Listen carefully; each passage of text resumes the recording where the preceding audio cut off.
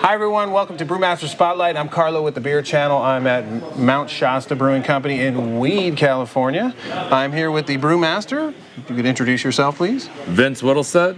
Vince. Vince who? Vince Whittlestead. Vince Whittlestead. It's German, so. There you go. Where the fuck am I? You are in Weed, California. Woo! Yeah. Here's the weed. There you go. So, now you got here from, you're from Wisconsin. Yeah. Originally, right? And you went to school for brewing in Germany. Tell us a little bit about that. Okay. I actually went to the Siebel Institute of Technology first in Chicago, Illinois. Okay. After graduating or before graduating, we actually had to do our internship over in Germany at the Domans Academy. Okay. And while over there, we just, we had an awesome time, then did a whole brewery tour of all the different breweries over there. Nice. It's just I bet that was epic. It was awesome. Well, what kind of experiences did you have over there? I mean, what are some of the takeaways? I guess my biggest experience was I had no idea this thing called Stark Beer Fest, which was basically every spring they bring out their big beers like their Doppelbocks and just their big beers. And I had just gotten there right when the beer gardens were opening, and they went nuts. And I was drinking like crazy. We had an apartment over there while we were studying beer, so at the same time we got to drink just fantastic beers, and just we had it might have been the time of my life. Wow. I mean, compared to everything I've done in my life, that was unbelievable. Good. All the different beer gardens, and then we did the brewery tour to all the Belgian breweries and the Lambic breweries. And oh man, it was. Wow, it was like a feast over there of sorts. Yeah, you were surrounded by it. It really was. It was unbelievable, and the nice thing is all of the brewmasters from all the different breweries we went to, just one after another, opened the doors for us, including Heineken. Even the brewmaster who doesn't do tours took us behind the scenes and actually let us work on their, $1 million Siemens automation systems, which is all computerized, touch screens. It was absolutely fantastic. It really was. Wow. So what do you bring to Mount Shasta from that experience? From that experience? Well, I mean, I graduated top of my class. I guess the biggest thing I want to bring to Mount Shasta is just good beer and good times. Okay. I mean, we are a production brewery. We pride ourselves on our community and brewing unbelievable beer, and the water here, I mean, we're right behind a volcano, so all of the water comes down on Mount Shasta and gets filtered through, lava fields and everything else, and the water is just perfect for brewing. Wow. We don't have to make any additions except for calcium. Okay. But other than that, I mean, it's just, it's unbelievable. Wow. Just, it's simple, and I hope to bring a country boy twang, if I could say anything, I mean. Now, why that? Well, I originally grew up in Colorado, and I grew up on a farm, and here's that. Yeah, I mean, it was as simple as I love good beers, good times, and I hope I can promote it even more than what we already have. We have some unbelievable beers, and I really just want to take those, bring out some specialty beers to the public. And what do you think your specialty would be? My specialty? Yeah. Oh man, that's a question for the ages, isn't it? reason I ask, I'm sorry. I have to ask because you went to Germany, you learned so much. Yep. Out of all of that, what do you think you were best at, I guess? What am I best at in brewing? Yeah. Wow, drinking after that. Nice. I think it's a combination of just the German brewmasters and their. You can read a textbook on brewing beer at home and home brewing and the home brewer's Bible and all that stuff, and you can go, okay, well, this is how you brew a beer. Sure. Then you get down to the brewers actually telling you, like, they'll tell you the recipes, they will go beyond, above and beyond anything you can even expect in life. And they'll tell you the recipes, and then it's coming back here and actually making those recipes. Right. Come to life. And you can one of the brewmasters over there could give you a Doppelbock recipe, and you can come back here and brew it because the water composition, because the grain that you get is different than theirs. Sure. Everything, it's a whole nother beer, and it's a whole complexity of flavors. And what I'm hoping to do is actually just take a fantastic beer and make it better. We have so many great beers here, and with our 8 beers, and my goal is just to tweak them. Tweak those, add some specialty beers, add a little bit of pizzazz to it, and just make it mine. Make it yours. Yeah. Good. Can't ask for more than that, right? No, you can't. And I like the fact that you're not like, okay, well, I want to, win all these medals and stuff.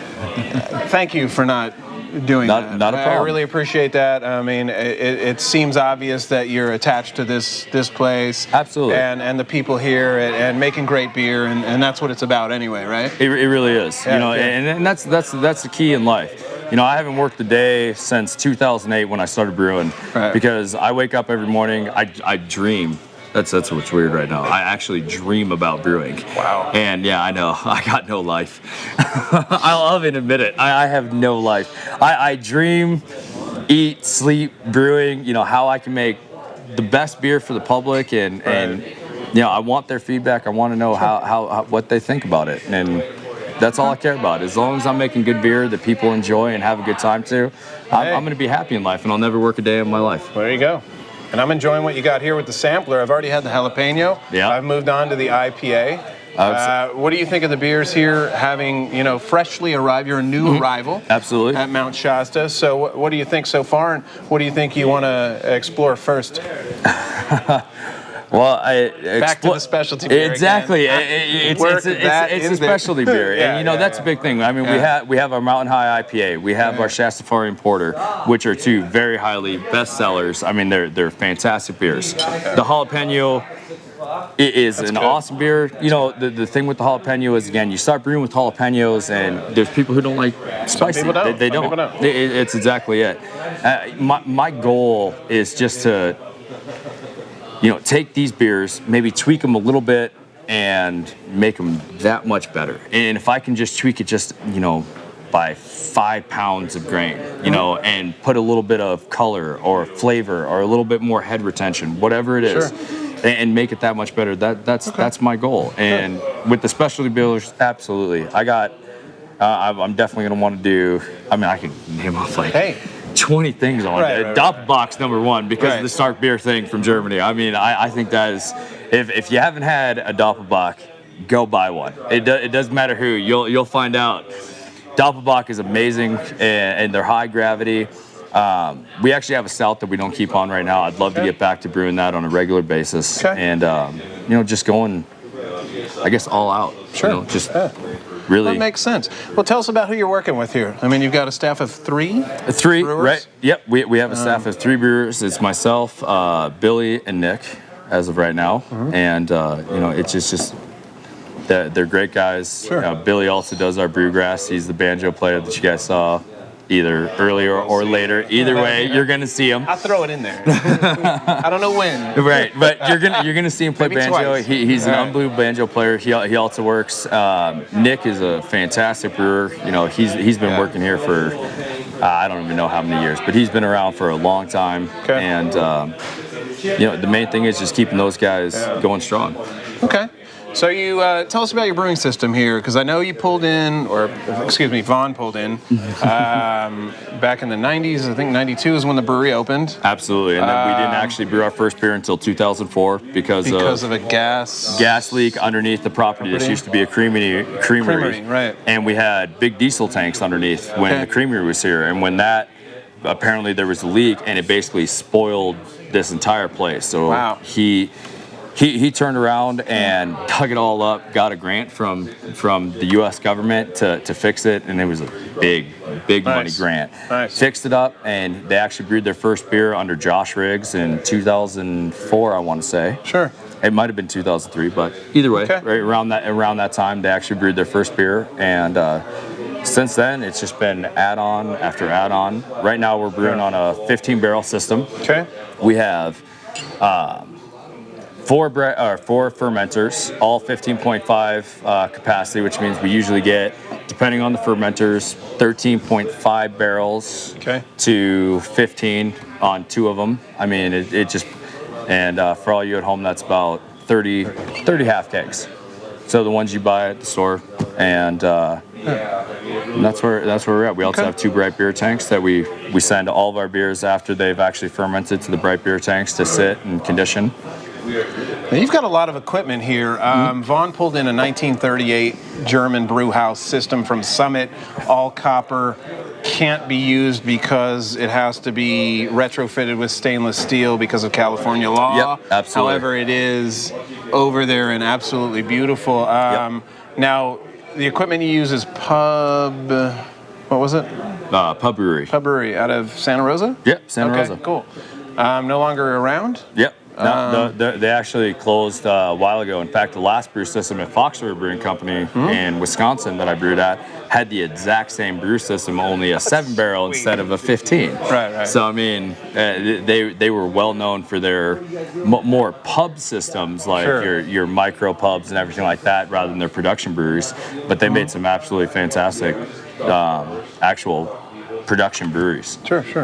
Now, how are you getting the stuff to the bar? Is it all kegged? It's all kegged. All kegged. We put it in a cooler. I'd love to have serving tanks, which is where we, basically shoot the beer to a serving tank and let it sit and hook up gas line, tap, and it just comes right from the spout. But right now we're absolutely on kegs. Okay. But it works out really well. Okay.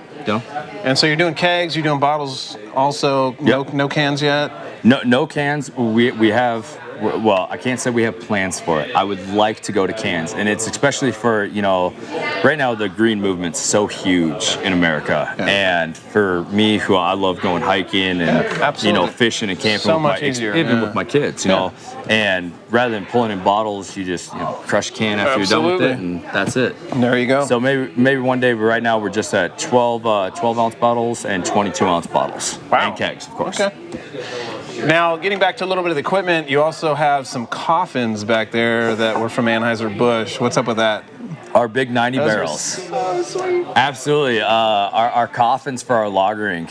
Right now we are not using them. In fact, the owner built the entire cold storage room. We have 3 different cold storage rooms for bottles, kegs, whatever.